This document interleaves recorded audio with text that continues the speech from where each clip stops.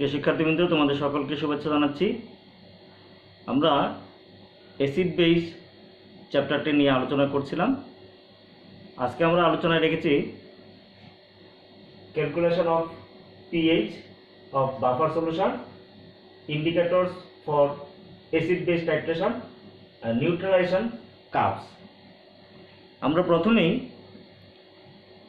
Buffer solution এর pH নির্ণয় করার ক্ষেত্রে হেন্ডারসন-হ্যাসেলবার্গ ইকুয়েশনটি আমরা আগে ডেরিভেশন করব। এরপর আমরা বাফার সলিউশনের কয়েকটি ম্যাথ করব। তাহলে শিক্ষার্থী বন্ধুরা, প্রথমে আসি আমরা calculation of buffer solution Henderson Hasselbalch equation আমরা একটু আলোচনা করব। তাহলে হেন্ডারসন-হ্যাসেলবার্গ ইকুয়েশন, এখানে আমরা প্রথমেই কি করি যে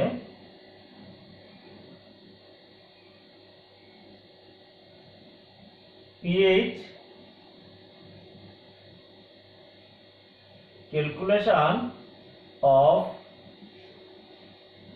অ্যাসিডিক বাফার সলিউশন। দেখে নাও,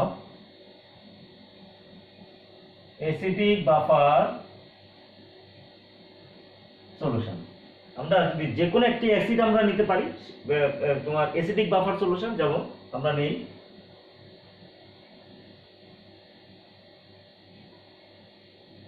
CH3 acidic acid buffer solution, যেটা এটা দেখো CH3COONA sodium acetate plus CH3COOH, এটি একটি বাফার সলিউশন।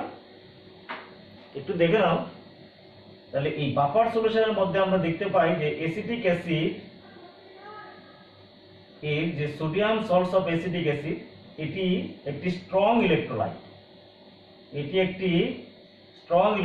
সো এটি অ্যাকুয়াস সলিউশন এ fully dissociated. That means CH3COO anion aqueous আর হলো সোডিয়াম আয়ন। এরপর দেখো CH3COOH, যেটা ইথানোয়িক অ্যাসিড, এটি জলীয় দ্রবণে সম্পূর্ণরূপে আয়নিত হয় না, সেটি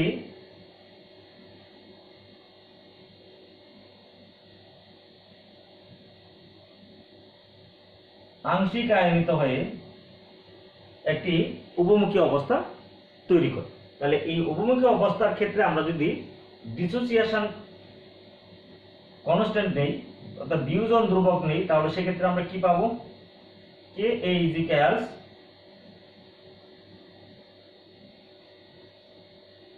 concentration of ethanoate, concentration of hydrogen ion, নিচে হলো concentration of undissociated ethanoic acid। এখানে খেয়াল করো, আমরা যদি এটাকে আর গুণন করি তাহলে আমরা কি পাবো? আমরা এখানে একটু এক্সপ্লেন করে নিই। এই যে এখানে দেখে নাও যে এই দুটি ইকুয়েশনের ক্ষেত্রে দেখা যাচ্ছে যে এখানে অ্যাসিটেট আয়নটা কমন আয়ন এবং সোডিয়াম অ্যাসিটেট এটি সম্পূর্ণরূপে আয়নিত হয়, ফলে দ্রবণে সম্পূর্ণরূপে আয়নিত ইথানোয়েট আয়ন সোডিয়াম আয়ন দেয়। আর এখানে যেহেতু ইথানোয়েট আয়নের আধিক্য হয়ে যায়, অর্থাৎ এখানে সমআয়ন প্রভাব ঘটে, ফলে এই ইথানোয়িক অ্যাসিডের বিয়োজন মাত্রা পূর্বের চেয়ে হ্রাস পায়, সমআয়ন প্রভাব। তাহলে এক্ষেত্রে দেখে নাও যে আমরা বলতে পারি তাহলে এখানে যে এই ইথানোয়েট আয়ন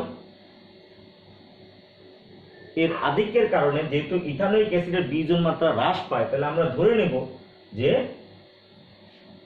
এই ইথানোয়েট আয়নের গণমাত্রা এটি শুধুমাত্র লবণের গণমাত্রা আর বা সল্টের গণমাত্রা, আর এই ইথানোয়িক অ্যাসিড হলো অবিয়োজিত ইথানোয়িক অ্যাসিডের গণমাত্রা। তাহলে আমরা লিখতে পারি Ka is equals, এটি হলো সল্টের ঘনমাত্রা বা কনসেন্ট্রেশন, আর এটি হলো অ্যাসিডের কনসেন্ট্রেশন। এখানে দেখে নাও, যদি আমরা এখন এটাকে আগুণন করে নিই, তাহলে যেহেতু আমরা পিএইচ বের করব, কনসেন্ট্রেশন অফ হাইড্রোজেন আয়ন, এটি কে এ, এটি দেখে নাও K A into concentration of acid divided by concentration of salt. এই এখন যদি আমরা উভয় পাশে লগ নেই, log concentration of hydrogen ion log K A plus log concentration of acid concentration of salt. এখন যদি আমরা মাইনাস দিয়ে গুণ দিয়ে দিই, তাহলে minus logarithm of concentration of hydrogen ion minus log K A minus logarithm of এটি acid concentration আর নিচে সল্টের কনসেন্ট্রেশন। এইটিকে যদি আমরা সিম্পলিফাই করি তাহলে দেখতে পাই, দেখো এটি হলো pH minus negative logarithm of concentration of hydrogen ion, এটি হলো পিকেএ। আর এটিকে আমরা যদি প্লাস দিই, মাইনাস দিয়ে এটাকে খেয়াল করো, এখানে আমরা প্লাস, আমরা যদি এই সল্টটাকে উপরে নিয়ে আসি, এসিডটাকে নিচে নিয়ে যায়, তাহলে সেটি হবে salt plus log concentration of salt আর concentration of acid. This is the Henderson equation. এটি হলো হেন্ডারসন হেসেলবার্গ ইকুয়েশন, এটি তোমরা দেখে নাও। সেটি হলো এই ইকুয়েশনটাকে বলা হয় হেন্ডারসন ইকুয়েশন।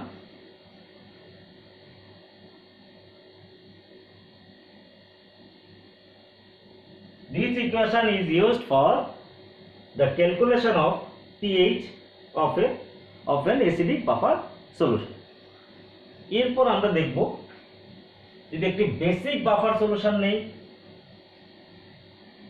তাহলে এই ইকুয়েশনটা হলো, so the pH is equal to pK plus log concentration of K salt উপরে আর নিচে হলো concentration of acid। এবার আমরা আসবো pH calculation of a basic buffer solution।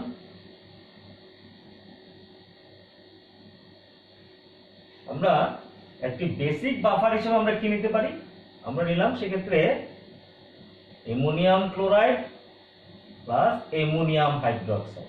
This is a basic buffer solution. So in this solution ammonium chloride is a strong electrolyte। যদি দেখে নাও তোমরা, এটি স্ট্রং ইলেকট্রোলাইট আর এটি হলো উইক ইলেকট্রোলাইট। তাহলে কি হবে, সলিউশনের মধ্যে অ্যামোনিয়াম ক্লোরাইড এটি ফুললি ডিসোসিয়েট হবে, ডিসোসিয়েটে অ্যামোনিয়াম আয়ন ক্লোরাইড আয়ন তৈরি করবে, আর অ্যামোনিয়াম হাইড্রোক্সাইড এটি ফুললি ডিসোসিয়েট হবে না, এটি স্লাইটলি ডিসোসিয়েট হবে এবং সেখানে একটি রিভার্সিবল প্রসেস ক্রিয়েট হবে। সেটি কি হবে, অ্যামোনিয়াম আয়ন আর হলো হাইড্রোক্সাইড আয়ন। এক্ষেত্রে তাহলে আমরা যদি ডিসোসিয়েশন কনস্ট্যান্ট যেটা বেস কেবি নেই, তাহলে কি হবে, concentration of ammonium ion concentration of hydroxide ion, নিচে আসবে অ্যামোনিয়াম হাইড্রোক্সাইড। তাহলে আমরা এক্ষেত্রে ওই যে আবার ল্যাঙ্গুয়েজটা আমরা লিখতে পারি, যেহেতু এটি একটি স্ট্রং ইলেকট্রোলাইট, এখানে খেয়াল করো একটি উইক ইলেকট্রোলাইটের মধ্যে কমন আয়ন সম আয়ন বিশিষ্ট একটি স্ট্রং ইলেকট্রোলাইট যুক্ত করলে তাহলে উইক ইলেকট্রোলাইটের ডিসোসিয়েশন রেটটা কমে যায়। দ্যাট মিনস এই অ্যামোনিয়াম হাইড্রোক্সাইডের যে কনসেন্ট্রেশন আমরা প্রাথমিকভাবে জানিয়েছিলাম সেটি, আর এই এখন এই যে অ্যামোনিয়াম আয়নের কনসেন্ট্রেশন হবে এখানে সল্টের কনসেন্ট্রেশন। তাহলে আমরা লিখতে পারি AB is equal, এটি সল্টের কনসেন্ট্রেশন, এটি হাইড্রোক্সাইড আয়ন আর এটি হলো বেসের কনসেন্ট্রেশন। তাহলে এখন আমরা যদি কনসেন্ট্রেশন অফ হাইড্রোক্সাইড আয়ন বের করি, তাহলে এটা কি আসবে Kb ইনটু বেজের কনসেন্ট্রেশন, নিচে আসবে সল্টের কনসেন্ট্রেশন।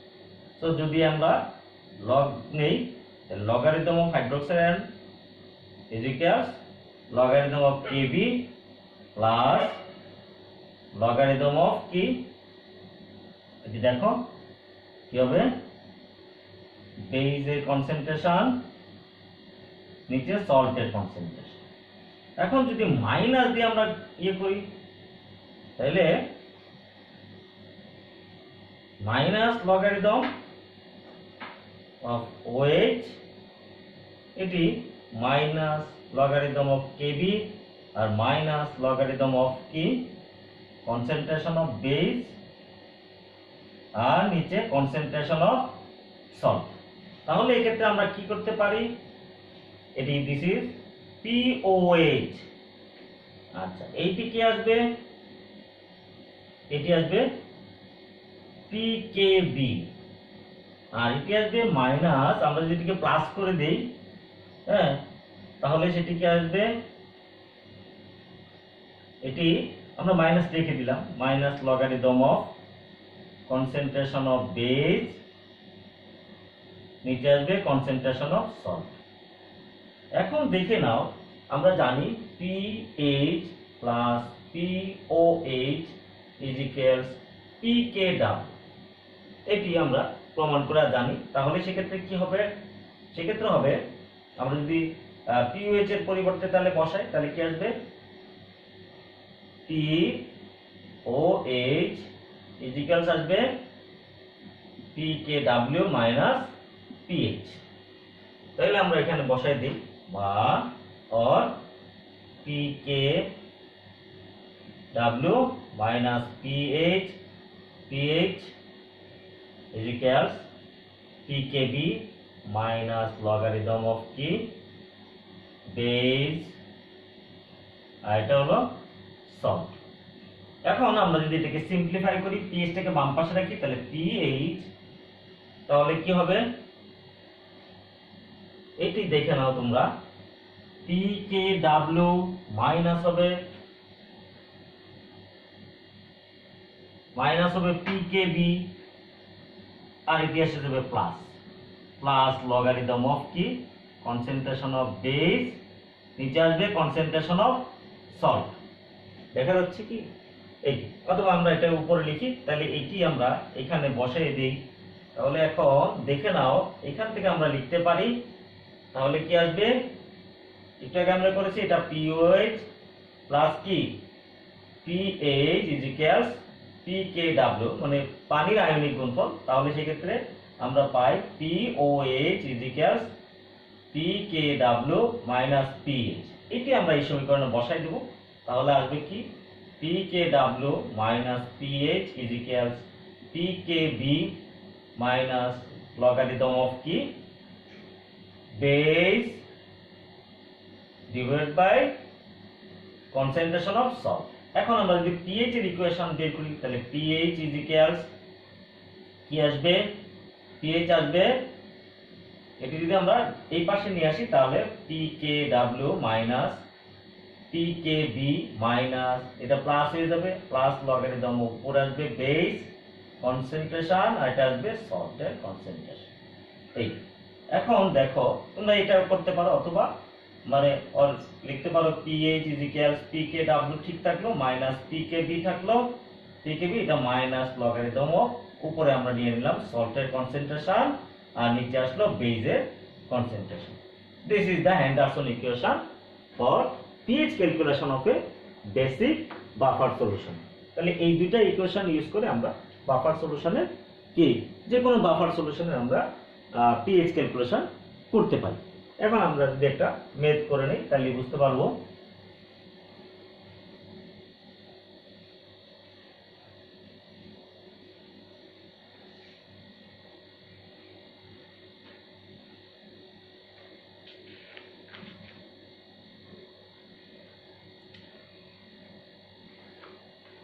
এখানে দেখো, what will be the pH of mixed solution of 0.1 mol acetic acid and 0.1 mol sodium acetate। আমরা যদি এটা করি math,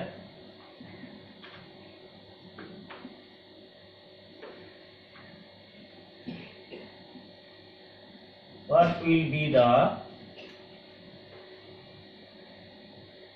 pH of mixed solution of 0.1 mol acetic acid। আচ্ছা, এটা আমরা এইভাবে লিখে বলি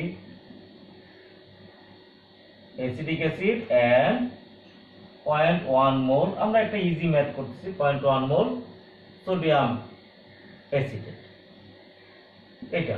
তাহলে তোমরা দেখে নাও এখানে একদম ইজিলি তোমরা এখানে বসে দিতে পারো যে pH equals pKa plus logarithm of concentration of acid, উপরে আসবে সল্ট আর নিচে আসবে অ্যাসিড। তাহলে এখানে pH pKa এটার জন্য তোমাকে কি দেওয়া থাকবে, সেখানে k value of ethanoic acid দেওয়া থাকে 1.8 × 10⁻⁵। তাহলে এখানে pK তুমি বের করে ফেলবা। pK হলো minus logarithm of k plus log, এটি পরে বসাই দিয়ে আমরা একবারে বসাই দেব। সেটি দেখো অ্যাসিড সলিউশন, তাহলে কি আসবে মাইনাস লগারিদম অফ এটি 1.8 × 10⁻⁵, আর কনসেন্ট্রেশন যদি তোমরা এখানে বসাই দাও তাহলে সেটি কি আসবে 0.1 মোল। এটি লগ 1 তোমার 0 আসবে, তাহলে এটি আসবে 4.74 যেটি আসে বেরোটা, তাহলে 4.74। এখন যদি এখানে তোমার আরেকটি বিষয় খেয়াল রাখতে হবে, যদি তোমার এইরকম না দিয়ে দেওয়া হয় যে আয়তন দিয়ে দেওয়া হয়, তখন তোমাদের এটি কিভাবে তোমরা করবে।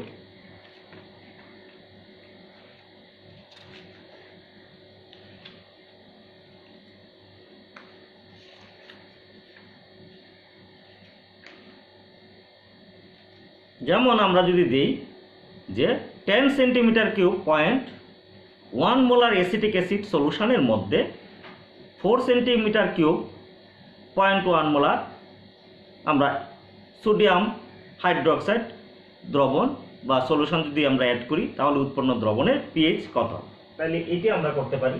তাহলে এটি একটি। Number 2,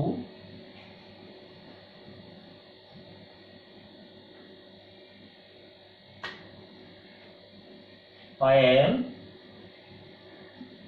10 centimetre cube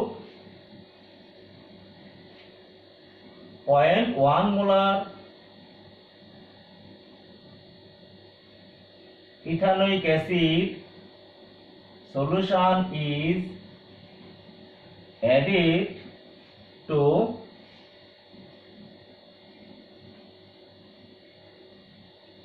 4 centimeter cube 0.1 molar sodium hydroxide solution, what will be the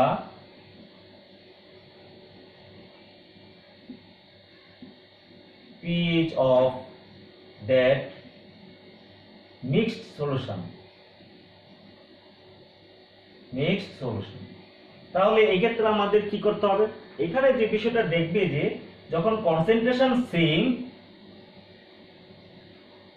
তখন যে বিষয়টি ঘটবে যে 4 সেন্টিমিটার কিউব এটি একটি স্ট্রং ইলেকট্রোলাইট, সে কিন্তু এইখান থেকে 4 সেন্টিমিটার কিউব ইথানোয়িক অ্যাসিডকে নিউট্রালাইজ করে ফেলবে।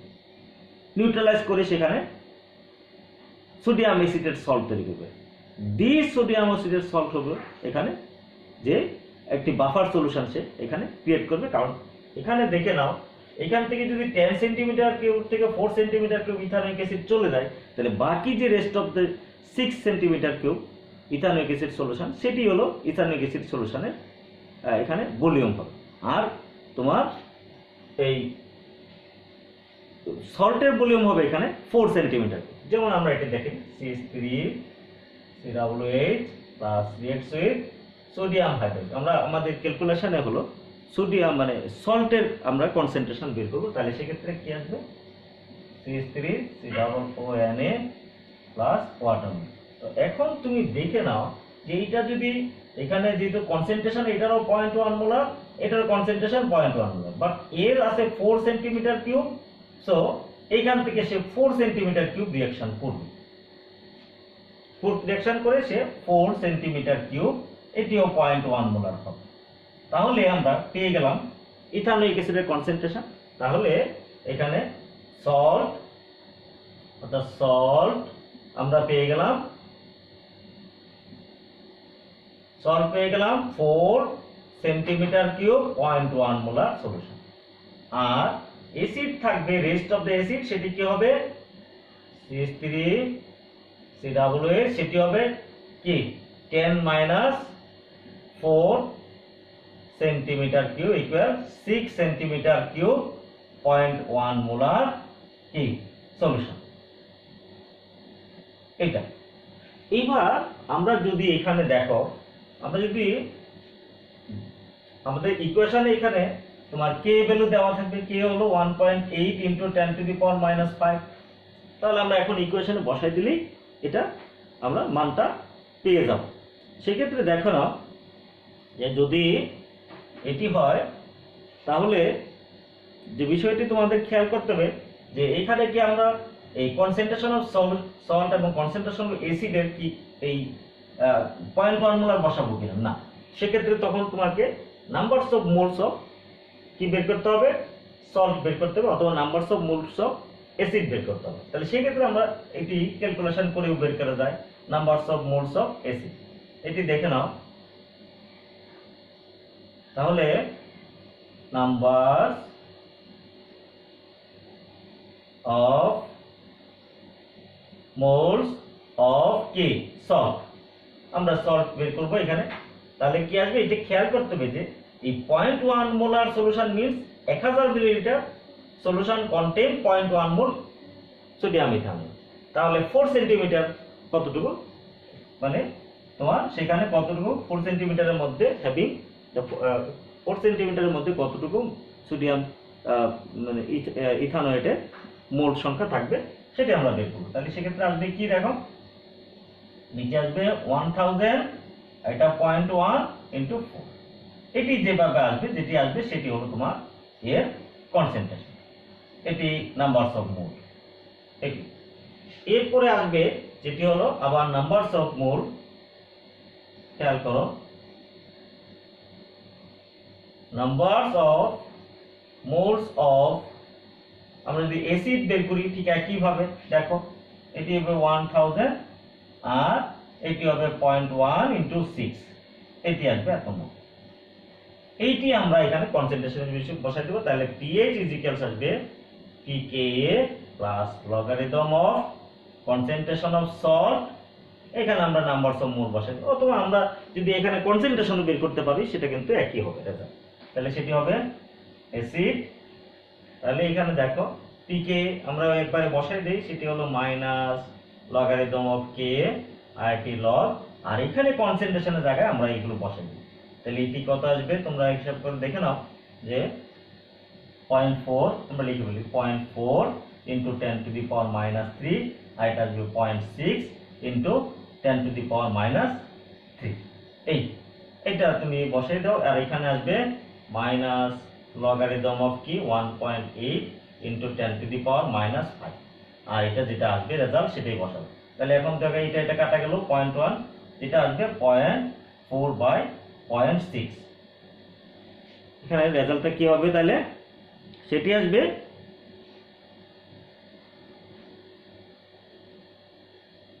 এখানে তোমার আমরা যেটা রেজাল্টটা পাবো সেটি হলো এটা আসবে 4.74 আর এটি আসবে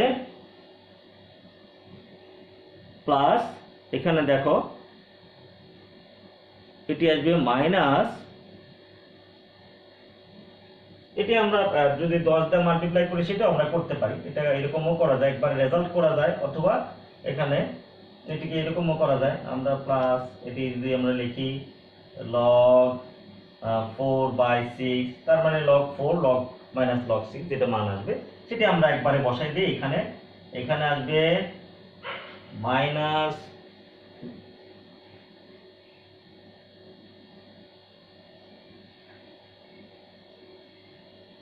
এটি আসবে 7, এটি আসবে 0.667 আর আসবে তোমার 0.1, তাহলে 0.176 এটি বিয়োগ করলে যেটি আসবে সেটি হবে রেজাল্ট। তাহলে আসবে কি 4.58 যেটি আসে, এটি হলো এই ম্যাথটির সলিউশন। তাহলে এইভাবে আমরা যে কোনো একটি বাফার সলিউশনের আমরা ক্যালকুলেশন পিএইচ ক্যালকুলেশন করতে পারবো। এবার আমরা আসবো indicators for acid base titration.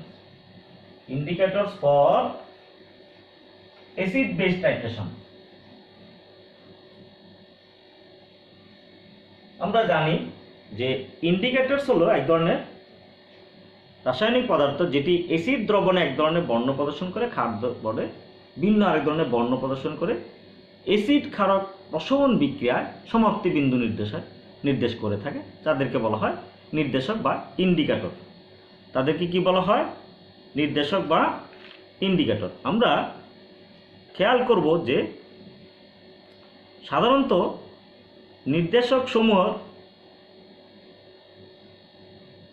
তোমার তুল্যতা বিন্দুতে নির্দেশকের বর্ণটা হঠাৎ পরিবর্তিত হয়।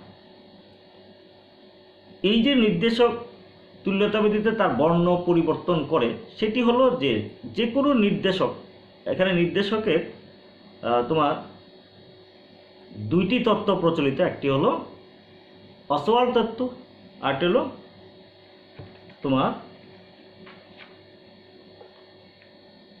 কুইনোনয়েড তত্ত্ব। আমরা অসওয়াল্ড তত্ত্ব অনুসারে একটু আলোচনা করব।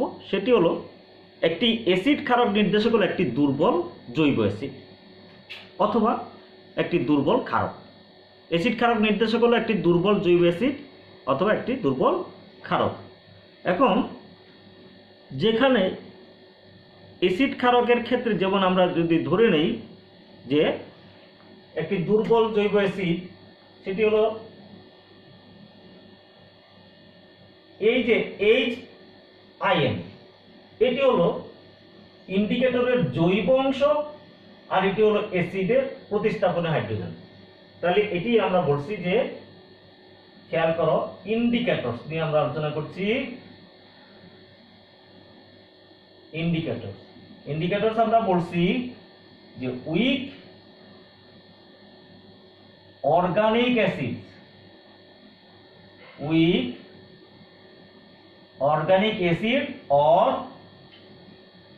weak base, এটিকে আমরা ধরলাম HIN আর এটিকে আমরা ধরি তোমার INOH। এটি উইক অর্গানিক অ্যাসিড অথবা উইক অর্গানিক বেস এগুলা যেভাবে হয়, এটি আমরা ধরলাম এই ইন্ডিকেটর। এটি হলো তার জৈব অংশ, এটি জটিল জৈব গ্রুপ। আমরা যদি এটি অআয়নিত নির্দেশক, যদি আমরা এটির কথা চিন্তা করি যে এটি এখন আনডিসোসিয়েটেড, হ্যাঁ, এটা হলো এখন পর্যন্ত তার ডিসোসিয়েশন হয় না। যদি এটি ডিসোসিয়েশন হয়, তাহলে ডিসোসিয়েশন হয়ে ইন্ডিকেটর নেগেটিভ আয়ন, এটা যেটা তৈরি হবে আর প্রোটন। এই যে এটির বর্ণ আর এর বর্ণ, এই যে আয়নের যে বর্ণ, নেগেটিভ আয়নের বর্ণ, এই দুটোর বর্ণ কিন্তু পৃথক হবে। এটি হলো অসওয়াল্ড তত্ত্ব অনুসারে যে অআয়নিত নির্দেশক HIN এর বর্ণ ইন্ডিকেটর নেগেটিভ, যেটা নেগেটিভ ইন্ডিকেটর যে অ্যানায়ন, তার আয়নের বর্ণ ভিন্ন হবে। এবং এই নির্দেশকের বর্ণ পরিবর্তনের ক্ষেত্রে দেখো, আমরা যদি এর ক্ষেত্রে যদি আমরা একটি বিয়োজন ধ্রুবক নেই, তাহলে বিয়োজন ধ্রুবক k ইজ ইকুয়ালস আমরা পাইলাম ইন্ডিকেটর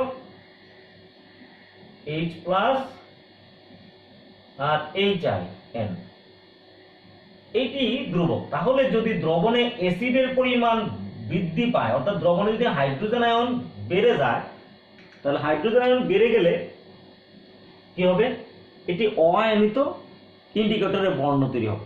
কারণ এই বিক্রিয়াটি এটি একটি রিভার্সিবল প্রসেস। এক্ষেত্রে দেখা যায় যে হাইড্রোজেন, অর্থাৎ যদি অ্যাসিড আমরা বাড়িয়ে দিই, তাহলে হাইড্রোজেন এই অ্যানায়নের সাথে যুক্ত হয়ে অআয়নিত ইন্ডিকেটর তৈরি করবে। তাহলে তখন দ্রবণের বর্ণ কিন্তু অআয়নিত দ্রবণের বর্ণ নির্ণয়। যেমন আমরা যদি এটাকে মিথাইল অরেঞ্জ ধরি, মিথাইল অরেঞ্জ আমরা ধরে নিলাম এটি একটি মিথাইল অরেঞ্জ, এটি একটি জৈব দুর্বল জৈব অ্যাসিড মিথাইল অরেঞ্জ।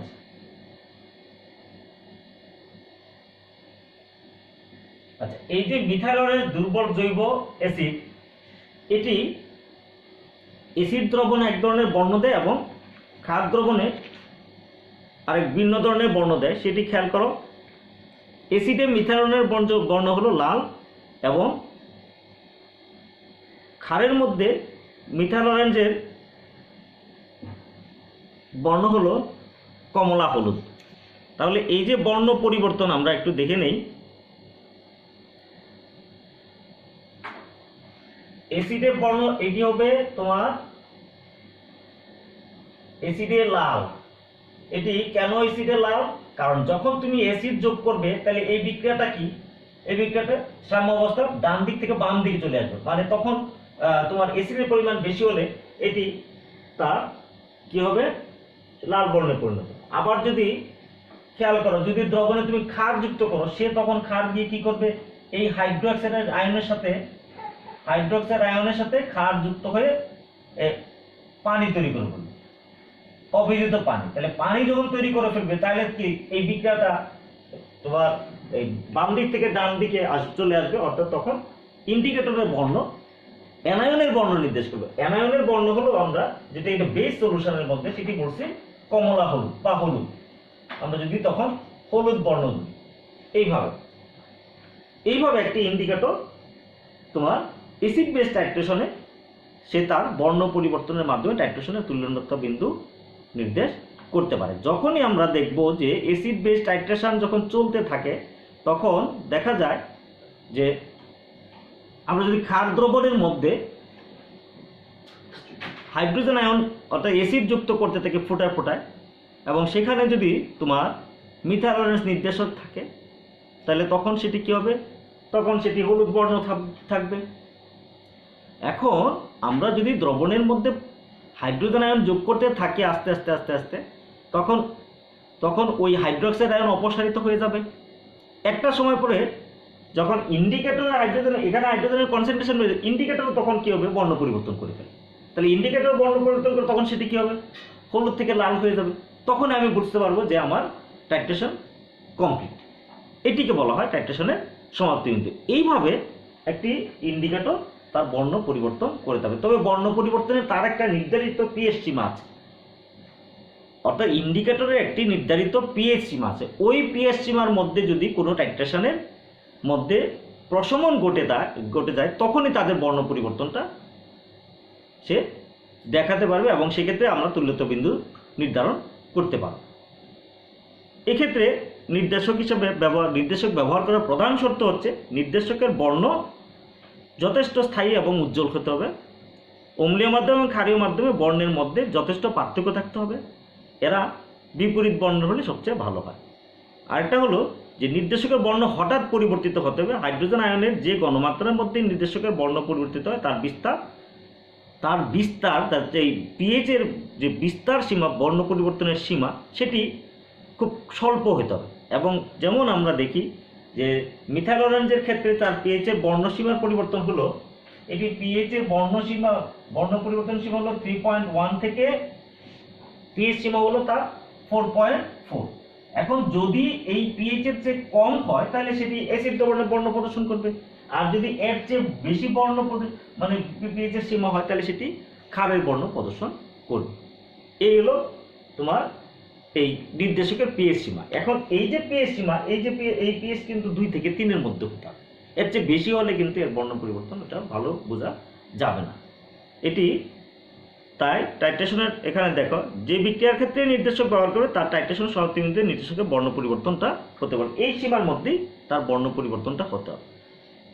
এইভাবে একটি নির্দেশক তোমার একটি দ্রবণের বর্ণ পরিবর্তনের মাধ্যমে তার তুল্যতা বিন্দু প্রদর্শন করে থাকে। আমরা একটা দেখে নিই, তোমাদের যেহেতু মিথাইল অরেঞ্জ বলেছি, যে মিথাইল অরেঞ্জটা কি একটু দেখে নাও।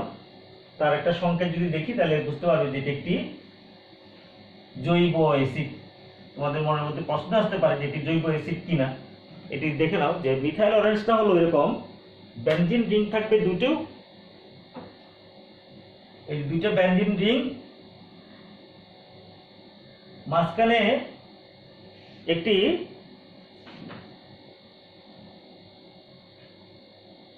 এজো কম্পাউন্ড, এটি ডাইএজো কম্পাউন্ড। এটা দেখো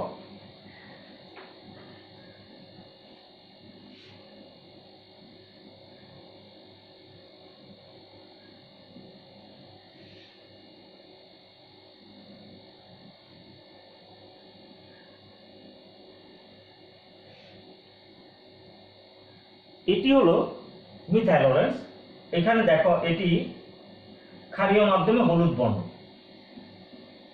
এটি অ্যানায়ন, এটি অ্যানায়ন যেটা এটা আমরা বলছি অ্যানায়ন, এটি ক্ষারীয় মাধ্যমে অর্থাৎ বেসিক মিডিয়ামে এটি হলুদ বর্ণ ধারণ করে। আবার এখান থেকে দেখো যদি এটি অ্যাসিডে পরিণত হয় তখন কি হবে, প্রোটনটা যদি তার সাথে যুক্ত হয়ে যায় তাহলে সেটি কি হবে, অ্যাসিড হয়ে যাবে।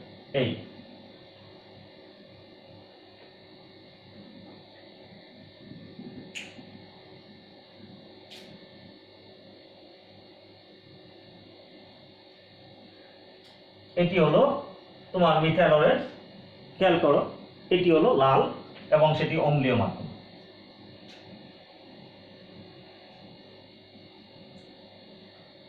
এটি কি ছিল, এটি আমরা বলছি মিথাইল অরেঞ্জ।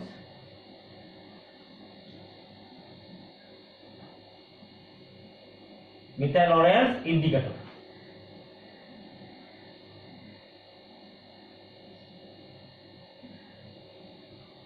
আবার ফেনফথেলিন যেটা, তার বর্ণ পরিবর্তনের সীমা হলো পিএইচ রেঞ্জ হলো তার 8.3 থেকে 10।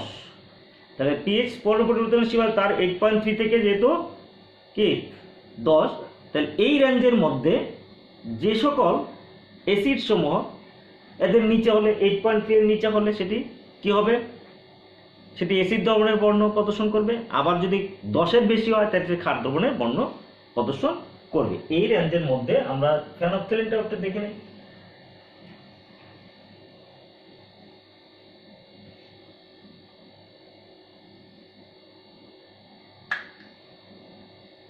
এটি হলো ফেনফথেলিন, হলো 3টি বেনজিন রিং থাকবে। দেখো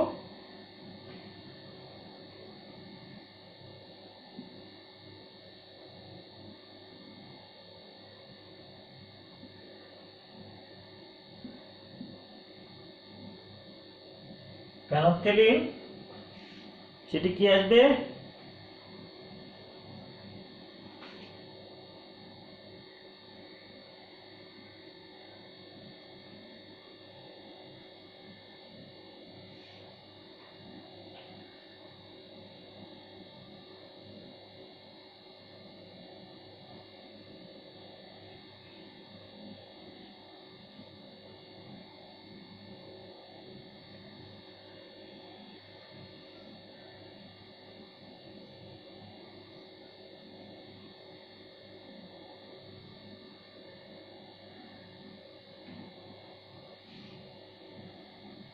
এটি হলো OH। এটি হলো ফেনফথেলিন অ্যাসিডের মাধ্যমে এটি কালারলেস, এটি বর্ণহীন, এটি কালারলেস ইন অ্যাসিড মিডিয়াম।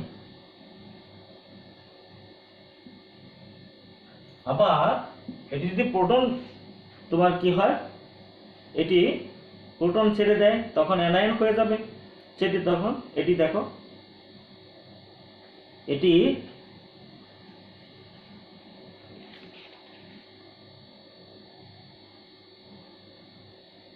গোলাপি হয়ে যাবে। তাহলে যদি প্রোটন ছেড়ে দেয়, এই যে এটা খেয়াল করো,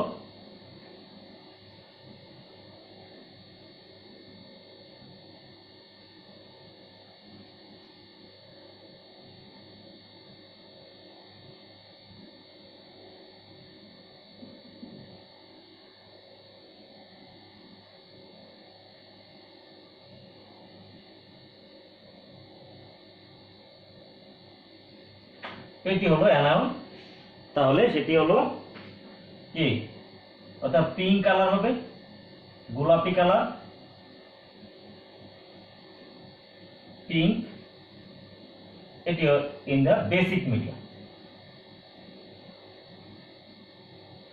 এভাবে আমরা দেখাতে পারি যে তাদের এই ইন্ডিকেটরগুলো যখন তার অ্যানায়ন হয় তার এক ধরনের বর্ণ, আর তার অআয়নিত যে অ্যাসিডটা থাকবে সেটি আরেক ধরনের বর্ণ পরিবর্তন।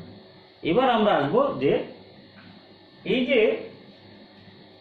আমরা দেখলাম যে নির্দেশকের এই যে বর্ণ পরিবর্তনের সীমা, এটি খেয়াল করো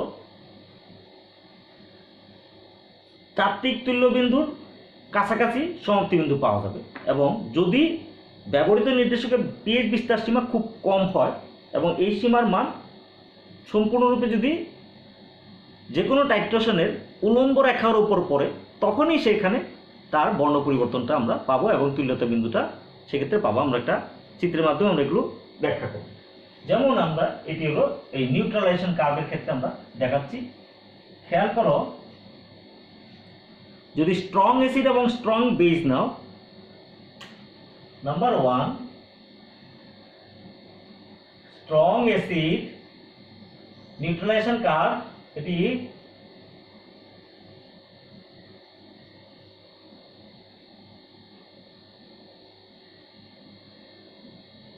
কার্ভ স্ট্রং অ্যাসিড and কি strong base titration with strong base titration.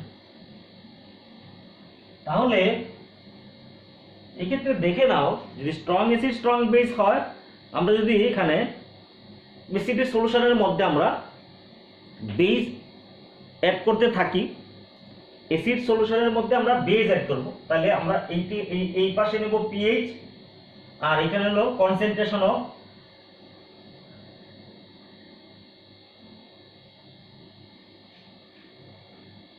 এটা কনসেন্ট্রেশন, আমরা ভলিউম নেই, volume of acid, acid solution যদি নেই। এখন আমরা দেখব যে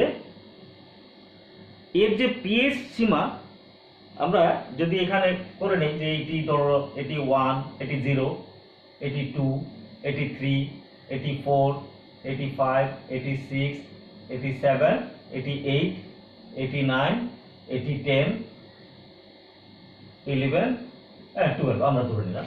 আর এখানে আমরা ভলিউম যদি অ্যাডেড করি, তাহলে আমরা এখানে মনে করো এটা 10 মিলিলিটার, এটা 20 মিলিলিটার, এটা 30 মিলিলিটার, আমরা এখানে অ্যাড করতে থাকবো এরকম করে।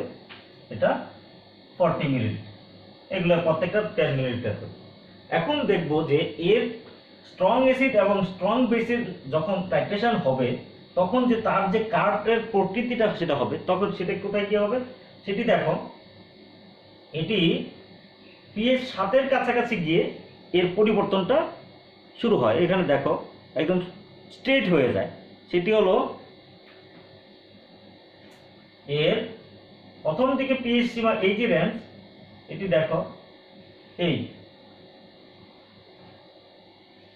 এখানে যদি আমরা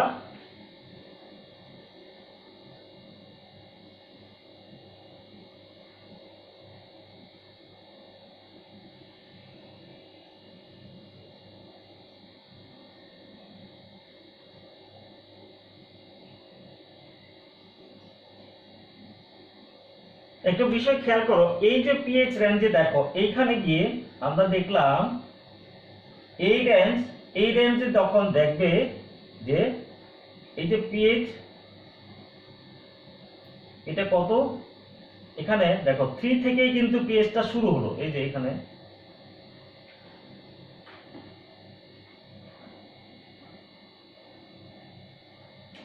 দশ পর্যন্ত গিয়ে এখানে দেখো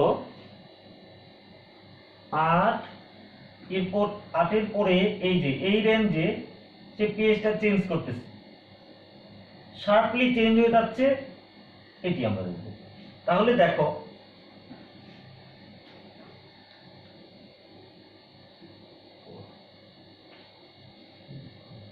আচ্ছা, এই যে এখানে দেখো এই যে 4 যদি আমরা ধরি এখান থেকে,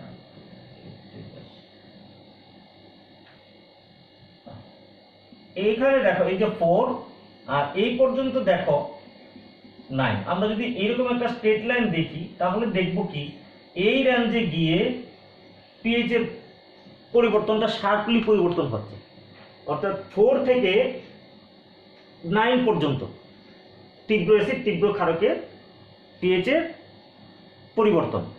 এখন এই রেঞ্জের মধ্যে যে সকল ইন্ডিকেটর তাদের পিএইচ রেঞ্জ থাকে তাদের বর্ণ কিন্তু এই রেঞ্জের মধ্যে পরিবর্তন করতে থাকে। তাহলে এই ক্ষেত্রে সকল নির্দেশক ব্যবহার করে, কারণ সকল নির্দেশকের এই তোমার পিএইচ সীমা কিন্তু এইখানে দেখো, যদি আমরা তোমার মিথাইল অরেঞ্জ দিই তার পিএইচ সীমা কিন্তু 3 থেকে 4.4, তাহলে 3 থেকে 4.4 হলে আমাদের এখানে সে আমরা পিএইচ রেঞ্জ পাচ্ছি, এখানে পরিবর্তিত হবে। আবার যদি তুমি দেখো মিথাইল রেডও যদি দেখো তাহলে 4.4 থেকে এই পুরোটা সীমা কিন্তু সমস্ত পিএইচ এর সীমা। এই যে 4 থেকে শুরু করে আমরা যদি 10 পর্যন্ত নিই বা 9 পর্যন্ত নিই, সকল পিএইচ সকল ইন্ডিকেটরের পিএইচ এর মধ্যেই আছে। তাহলে এই তীব্র অ্যাসিড তীব্র ক্ষার বা স্ট্রং অ্যাসিড স্ট্রং বেসের ক্ষেত্রে আমরা যে কোনো নির্দেশক এখানে ব্যবহার করতে পারবো। এরপর আমরা আসবো যদি একটি উইক অ্যাসিড নেই, উইক অ্যাসিড যদি নেই, আমরা নিলাম উইক অ্যাসিড, তাহলে কি হবে? Week acid strong base. খেয়াল করো উইক অ্যাসিড স্ট্রং বেসের কিন্তু এইরকম কার্ভ থাকবে না, সেই ক্ষেত্রে তখন কি হবে? উইক অ্যাসিড স্ট্রং বেসের ক্ষেত্রে দেখো কার্ভটা কি হবে?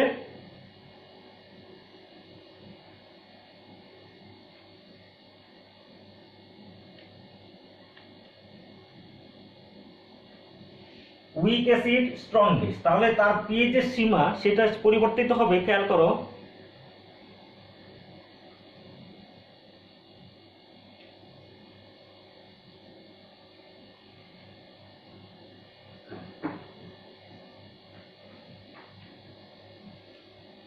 এখানে দেখে নাও তার 6 থেকে এই পিএইচ সীমা চেঞ্জ হচ্ছে, আর এখানে এইটুক রেঞ্জে, অর্থাৎ দেখবে 6 থেকে 10 এর মধ্যে। তাহলে 6 থেকে 10 এর মধ্যে কোন আমার এই ইন্ডিকেটর ইউজ করা যাবে, কোন ধরনের ইন্ডিকেটরের পিএইচ সীমার রেঞ্জ 6 থেকে 10 এর মধ্যে পড়ে, সেটি আমরা দেখতে পাই একমাত্র ফেনফথেলিন।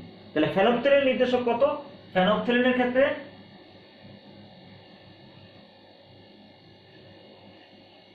ফেনফথেলিনের নির্দেশক সীমা হলো আমরা দেখতে পাই কি 8.3 থেকে 10 পর্যন্ত। তাহলে দেখা যাচ্ছে এই 10 পর্যন্ত যখন পড়ে তাহলে এটা কি ফেনফথেলিন নির্দেশক এখানে ব্যবহৃত হয়।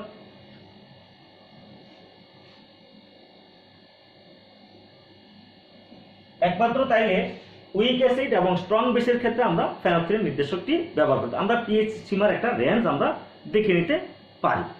সেক্ষেত্রে আমরা বুঝতে পারবো যে কোন ইন্ডিকেটরটি এখানে উপযুক্ত। এরপর আমরা আসব যে যদি আমরা স্ট্রং অ্যাসিড এবং উইক বেস নিই, স্ট্রং অ্যাসিড আর উইক বেস নিই, তার পিএইচ রেঞ্জের এই সীমা কিন্তু এরকম হবে না, একটু চেঞ্জ হয়ে যাবে।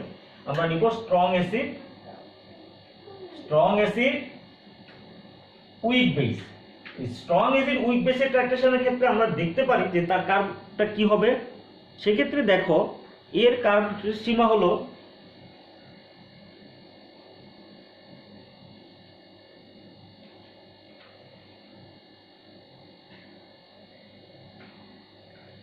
এটি দেখে নাও যে 3 থেকে শুরু হয়ে যাচ্ছে। এটি দেখো, অর্থাৎ 3 থেকে তার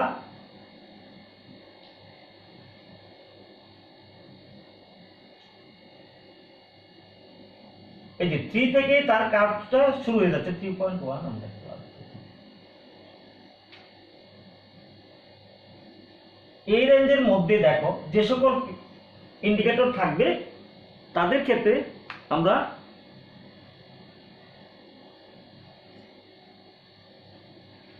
এখানে যে বিষয়টা আমরা বলছি যে তার পিএইচসি মাস দেখো 3 থেকে কত হচ্ছে, 3 থেকে 6 বা 7 পর্যন্ত, এই রেঞ্জে যে সকল তোমার ইন্ডিকেটর তাদের বর্ণ পরিবর্তন করে সেটি হবে তার উপযুক্ত নির্দেশক। সেক্ষেত্রে আমরা ব্যবহার করতে পারি মিথাইল অরেঞ্জ, আমরা ব্যবহার করতে পারি, কিন্তু ফেনফথেলিন নির্দেশক এখানে ব্যবহৃত হবে না।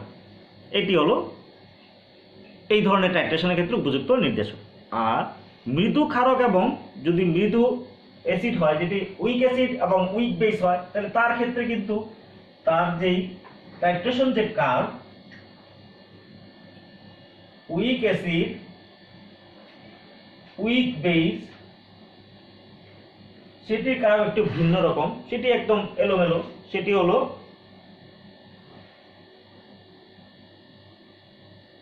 এই ধরনের একটি কার্ভ দেখা যাচ্ছে। এখানে কোনো শার্পলি পিচ চেঞ্জের সীমানা নেই। যেহেতু শার্পলি পিচ চেঞ্জের সীমানা নেই, সেক্ষেত্রে এর ক্ষেত্রে কোনো উপযুক্ত নির্দেশক নেই। শিক্ষার্থীবৃন্দ, এই ছিল আমাদের এই নিউট্রালাইজেশন কার্ভ। আমরা আজকের আলোচনায় আমরা এই চ্যাপ্টারটির মোটামুটি প্রায় শেষের দিকে। আমরা এই চ্যাপ্টারটি এই পর্যন্ত যে আলোচনা করেছি, আজকের ক্লাসের মধ্য দিয়ে এই ক্লাসটি এই চ্যাপ্টারটির আলোচনা শেষ হবে। শিক্ষার্থীবৃন্দ, যদি এই চ্যাপ্টারের মধ্যে তোমাদের কোথাও সমস্যা থাকে, তোমরা আমাকে আমার ইনবক্সে ফোন করবে বা মেসেজে লিখতে পারো। আমরা এই চ্যাপ্টারটি মোটামুটি আলোচনা শেষ করলাম। ধন্যবাদ তোমাদের সবাইকে।